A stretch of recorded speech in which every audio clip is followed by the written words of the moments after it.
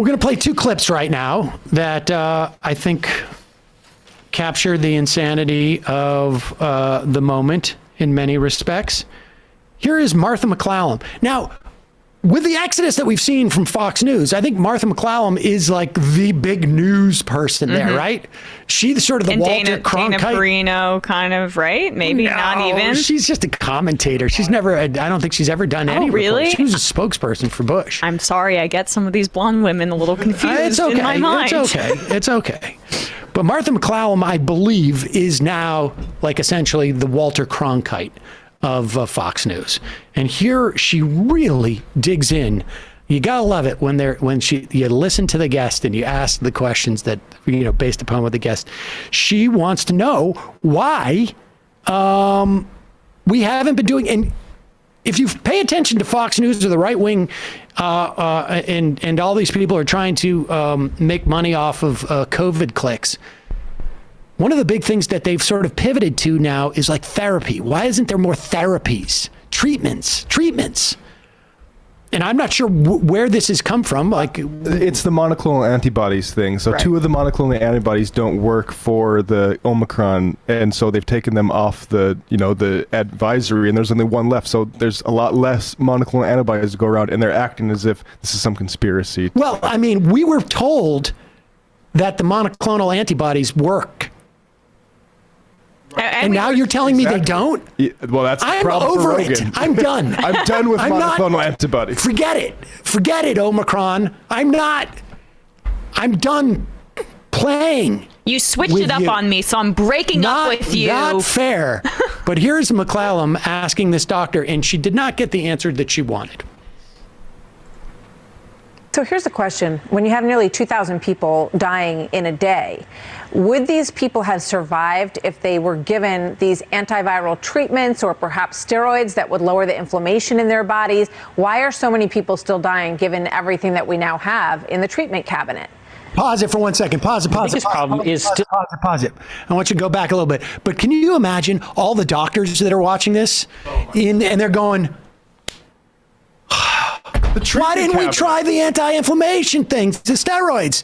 God. I should have looked a little harder in my apothecary for the right treatment. That's what frustrates me so much about this is like it's couched as if it's a media critic. Like, look at the liberals. They don't want to entertain all sorts of like ivermectin and all this stuff. It's really like but it's an accusation against all doctors as if they're overlooking things that would help patients. Except for the 1 or 2 out of every, like 1,100 that are brave enough to give someone ivermectin. But here we go.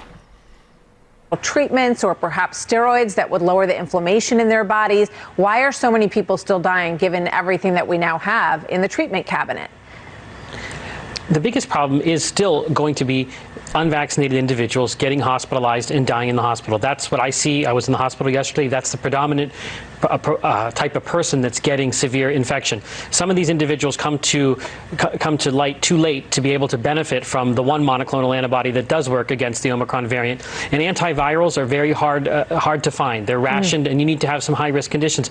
But also the fact is some of these patients have been in the hospital for some time, and they may have been infected with Delta. But the primary way to keep yourself alive from COVID-19, especially if you're high risk, is to be vaccinated. Then you don't really get into that situation. But we do have more tools. We are giving these patients all steroids. We're giving them remdesivir, immune modulators when they're in the hospital. But sometimes it's not enough because they're so severely ill and they have so many high-risk factors. Yeah, I understand. Well, when are we going to get to the point, some people say next month, where these antivirals are readily available so that as soon as someone gets sick, within the first day or two, their doctor can write a prescription and get them on this right away? I mean, I'm going to completely ignore what you say is the way to save lives. But 30 days from now, or as I just mentioned, 60,000 deaths from now, at least, maybe we'll have therapies that will be available more readily. Is that right, doctor? I mean, just insanity. But it doesn't end there because Fox is a 24-hour news channel. Right. MacCallum's, though, that's supposed to be the real news, as you say. And yet it's indistinguishable from the opinion in terms of what they're actually pushing for that's on at other points in the program. It's a little more subtle than what we'll see when we get to Tucker a little bit later in the evening, the same day. We're at a very dangerous moment, Tucker, and I'm not exaggerating. I think this is probably the most important appearance I've had with you in the last 2 years. It is completely clear now that the vaccines don't really work at all against Omicron. In these highly vaccinated and highly boosted countries, rates of infection are incredibly high, and rates of serious disease and death are also rising. The Israelis are predicting that they're going to have more serious cases than they ever had at the peak last year. Now, why might that be? Because it is that much more virulent, that much more contagious. So even though the percentage of people who get seriously ill from Omicron is less, the sheer number of people who catch it is so much higher, so many multiples higher, that we're now we're still, I think 3,000 plus was our peak, but we're up there, 2,200 over 7 days. But here's Berenson talking about how the vaccine doesn't, and incidentally, it does provide some protection against infection. Yeah. And then it obviously provides a tremendous amount of protection against death. He doesn't specify which population is being hit hardest by serious illness and death, and it's the unvaccinated. Continue. At least yet. High, and rates of serious disease and death are also rising. The Israelis are predicting that they're going to have more serious cases than they ever had at the peak last year. And the idea that we would solve this with another booster is just off the charts insane. I have not said this to you before because I'm pretty careful, and I'm pretty careful with the data, but these vaccines, these mRNA vaccines, the mRNA COVID vaccines, need to be withdrawn from the market now. No one should get them. No one should get boosted. No one should get double boosted. They are a dangerous and ineffective product at this point against Omicron. The spike that they make your body make that you then produce antibodies to is not the Omicron spike. And earlier today, Tony Fauci said, we're not going to give people monoclonal antibody products, because the first generation products, because they don't work against the Omicron spike. The same logic applies to these mRNA vaccines, and giving people boosters, even if in the very short term it knocks down infection rates, there's a boomerang effect, and that's what they're seeing in all these countries. We are at a dangerous moment, and these products need to be withdrawn. When you say they're ineffective, and that's demonstrable to anybody who lives in this country, everyone you know who's had it, has had COVID. Most of them are fine.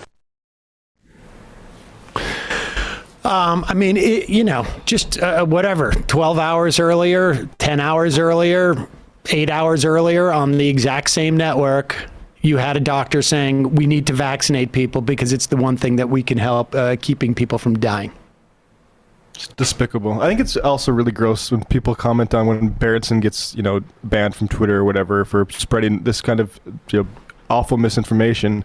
Just comment on, isn't it bad that he got suspended? And I think, even if you are a free speech absolutist, you should make the comment on he's a raving lunatic that's getting people killed. And if you think that he should be allowed to continue uncensored, then just own that part of it. I mean, there's these platforms do have a responsibility to mitigate negligent homicide, for example. And that's basically what the Fox anchors and the I don't understand how he gets away with this without somebody coming and suing. I really don't. Well, you can't prove causality, right? So how do we do class action lawsuits in this country? Do we allow a whole class of people to say, hey, my family, my dad watched Hannity and all these folks and decided not to get the vaccine because of it. Can I get some money for it? I think I would like to see that, frankly. I think after a certain level of media power, companies should be accountable for that stuff. I would think.